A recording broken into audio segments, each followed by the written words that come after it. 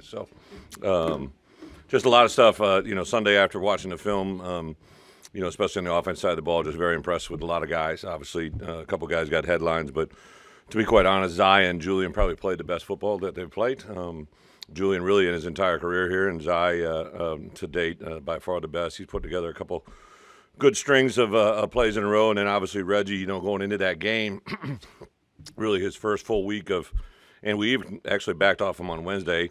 If the game heading into it, we thought obviously Caden would be the major workhorse, and then we thought Reggie somewhere 15 to 25. He ended up playing 67 plays the way he played. Just incredible performance by him. It really at the wide receiver position.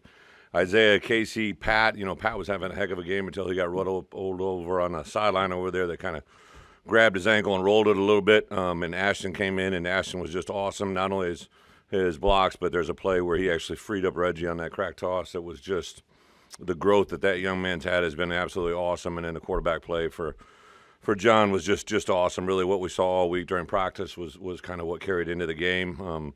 I know last week you guys had it. We didn't really know if Luke was going to be cleared last week. He had a chance to pass the test on Wednesday, and if that was the case, that he had passed and he could have been cleared by Saturday, but that was ruled out from Wednesday. He actually did pass the next phase of the test on Friday. We took him and threw him around last night, but I'll talk about that in a minute. Defensively, obviously, way too many points, way too many penalties. It got to a point of ridiculousness, but there were some guys that played extremely well. Johnny just continued to be as impressive player as I've ever witnessed in my coaching career. Like, I know we've hit on it, but he just got up for the Bednarik. Is that the one's out already? And he's going to be mentioning a couple other here in the next coming days, and just a really, really, really impressive player to watch in many different ways. I thought Gabe and Seth together on the edges probably played the most complete game they had played. Gabe really came alive with a couple sacks and just the strength and the power that he has. Seth continues to move forward. Dylan Rosiak came in and did another really good job. And again, at the end, he made two critical plays, kind of like last week when he made some plays down the stretch there that were pretty important. So, and then it was really cool. I know we talked about him after the game. Mac Rossetich came off the bench and made a huge play that I think really could parlay into something special for him. Special teams, Hugh was incredible in the hang time. That's probably the best performance he'd had, actually, in the execution of the punt, the way we got it.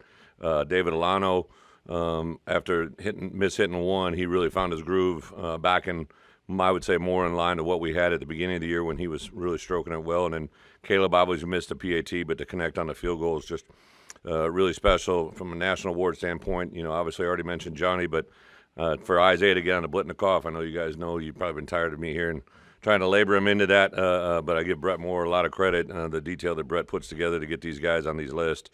Just truly excited for Isaiah and the work that he's put in, and John had to get the Big Ten Player of the Week, and then also the national recognition on a few other awards have been absolutely awesome. Injury-wise, Reggie handled it really, really well.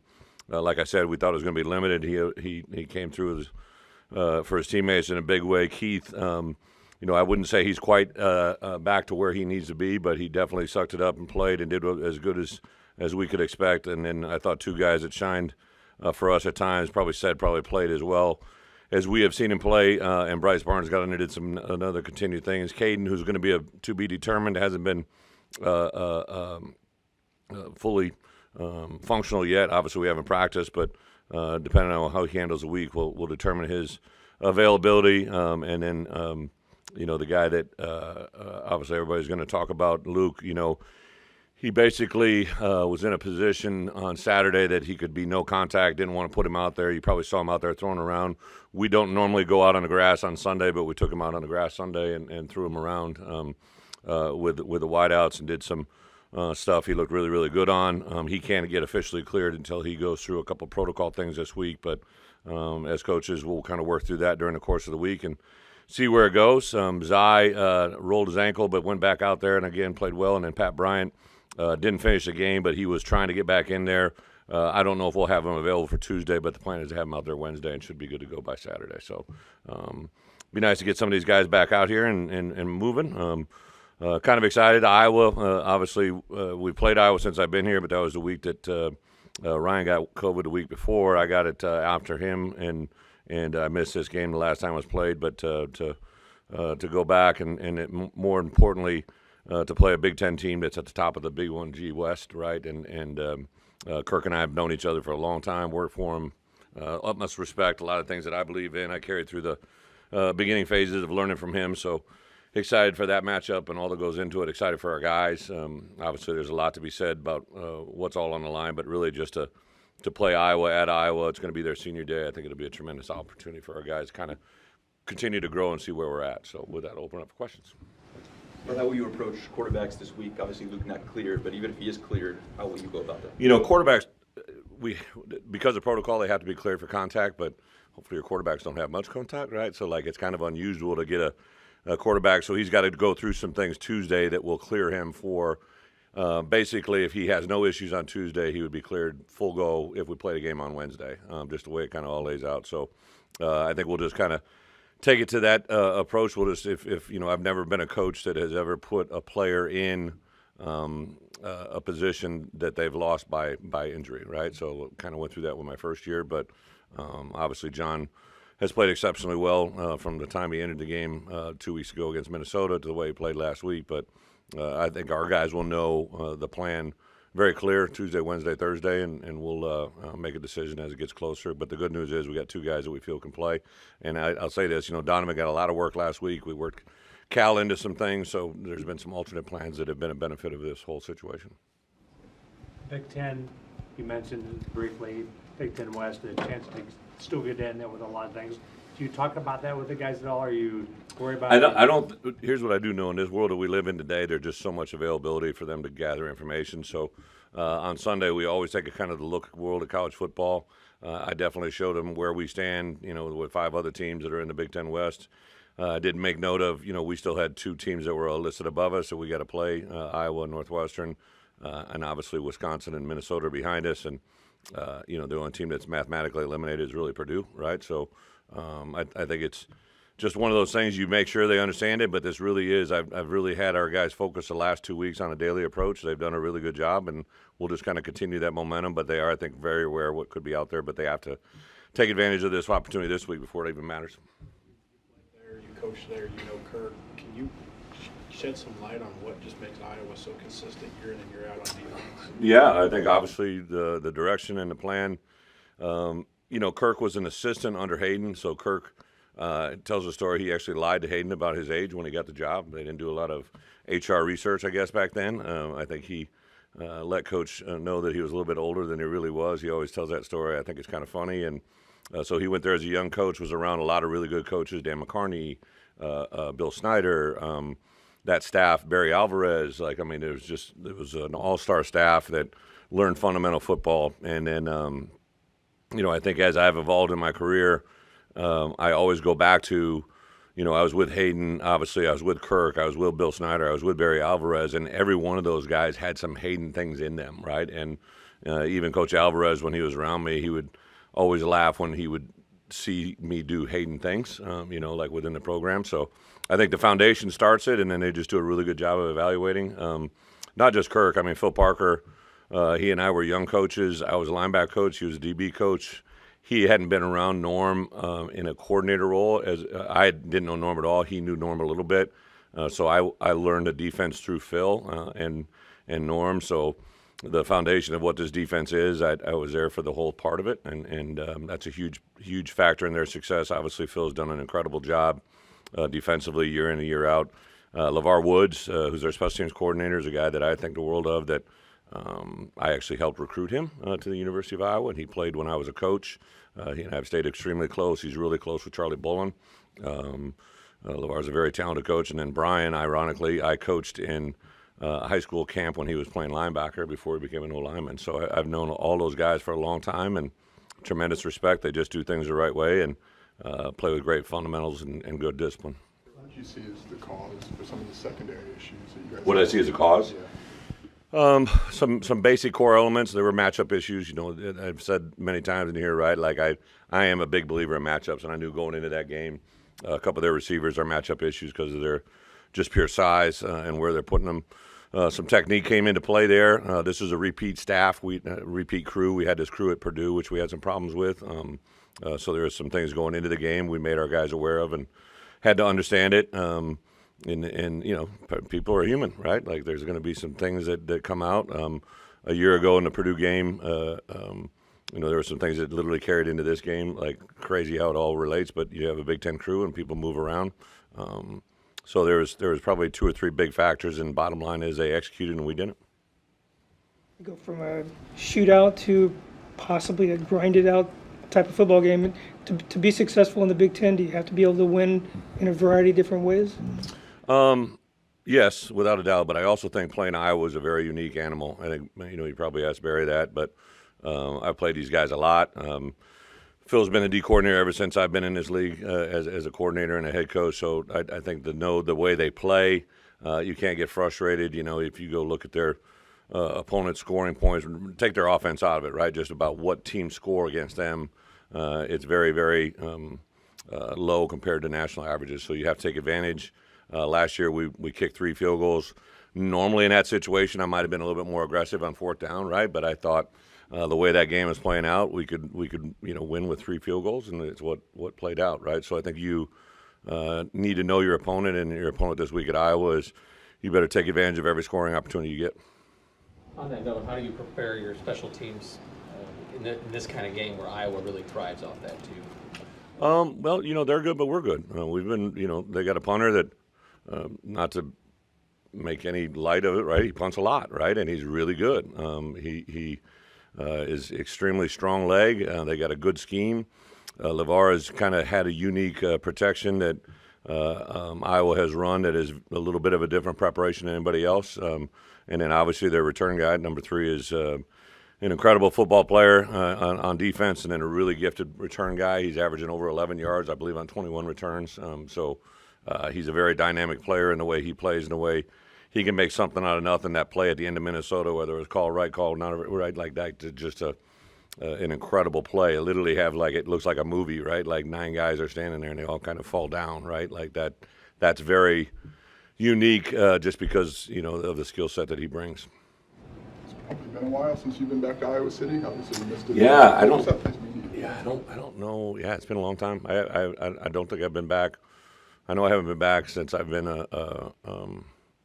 in this league, and before that, obviously the 5 years at Arkansas. So yeah, been a pretty long time. We last year in the basketball coaches versus cancer, my wife, she likes getting in these auctions where she thinks she's got to win, and we won tickets to the Iowa basketball game that McCaffrey had put up for auction. So technically, we have the ability to go to an Iowa basketball game this year. I don't know if that's really in the best interest of mine, but got so many good friends back there. Gary Dolphin, who, you know, is obviously the counterpart to Brian, is Gary Dolphin and I have known each other since I've been probably 21, 22 years old. He and I always joke around. I went to a golf event in the Quad Cities. He was obviously the radio broadcaster at the time, and back at that time I was young, early in my 20s, and I'd go play golf as much as I could. And we went to a golf event, a Hawkeye golf event, and it sounds like a joke, but my foursome was a nun, a man with one arm, and a midget, and the guy with one arm played with 4 putters, right? And we talk about that all the time because it sounds like a joke, but it was a definite reality that I lived in. To play 18 holes with a nun and can't say anything that you want to say with some other guys was just priceless. So I've got a lot of great memories, a lot of people that you know, are a big part of my life. If you go there, I'd recommend the Wig and Pen Pizza right there close to the stadium. That is about as Dick Query, the owner of that place, is one of my best friends in this world. So a lot of really good people there. Bret, offensive line, you mentioned some of those guys playing well. Yeah. Obviously, it's not the lineup you said you wanted before the season, but what are you seeing out of those guys? It's kind of the lineup, but as you know, it's probably not the way I thought they're going to line. I really, Isaiah Adams, you know, I really think in this year's draft he'll be one of the most highly sought after interior linemen in the draft, and he's playing out a tackle the whole year and has gotten better every game. And Isaiah and then Julian to play with a cast. And to play that way with his right hand, his eyes battled through injuries. Geske has really started to play well at left guard, and Krutzy has continued to get better every day at center. So, not surprising, right? I think a lot of our issues in the beginning part of the year was some things were the way we played up front offensively, and not surprising when we have a little bit of success, how well we're playing in that offensive line. I give Bart a lot of credit.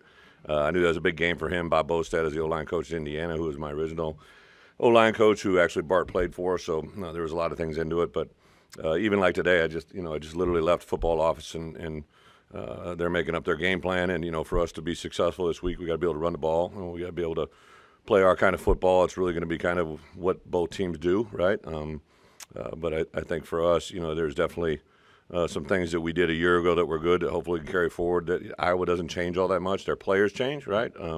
That middle linebacker a year ago was an incredibly talented player. They had a couple of edge guys, but they always got good players. So it's going to be a tremendous challenge, but it should be a fun one. I don't know if you saw Zach Arnett fired today at Mississippi State.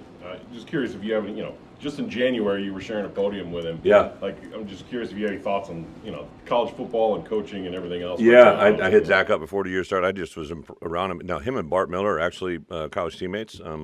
So there was some carryover when that announcement happened, and Mike and I were extremely close, right? So he and I shared some stories around that whole time frame. I have tremendous respect for Zach, and unfortunately, it's more and more every year. It seems like things are getting a little bit quicker. Some places money does not matter, So, this is a profession we all choose. I'm not really here to make anybody else's decision. I just kind of focus on the one I got. But it's part of college football, and it's, I always gauge it by my Sunday breakfast, right? So I usually, if we win, I take my daughters to La Peep, right? And mainly the reason I do it after wins is everybody's really friendly, right? If after a loss, I probably get bounced to the end of the line the whole time, right? So it's just, I think in today's world, everybody just feels there's got to be a strong reaction one way or the other, right? And I think when you sit back and assess and take things through, Bret does a great job of, there's some milestones that we're accomplishing right now in our program that I have no idea that we're doing it, right? Like, of course, I don't want to be a 5-5 football team, but with that, we've won a lot of games here the last couple of years that hasn't been done here in a long time, and we're on the verge of doing things, and I can't be reactionary and lose focus on. I'm just trying to get better every time. But I will, I lifted up to experiences because of some of the injuries this year, the way things have laid out. There's a couple scenarios that we had a couple kids that were committed to us.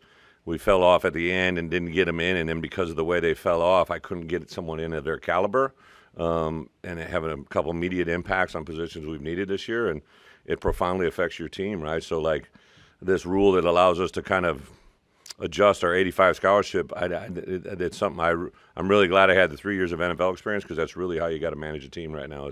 It's a very ever-flowing roster with 85.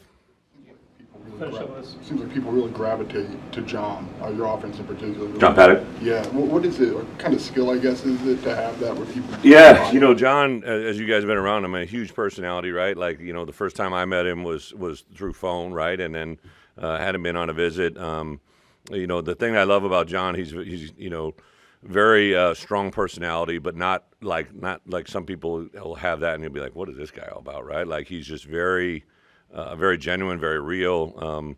I saw that post-game interview, right, where he said, I'm a 6-year walk-on quarterback. I'm just going to let it rip, and that's him, right? Like, I think he's genuine every day. A lot has been said about his journey, right? And he kind of does have that approach in his demeanor, and I think that's what makes it easy. I think a lineman, literally in the locker room, the first thing he said, linemen, wide receivers love you, right? Like, that ain't fake, right? Like, that's what it is. And our defensive guys, I think from day one, you could see the way they responded to him. So, yeah, it's a fun time, and we'll see how much more we go. Thanks, guys. Thank you.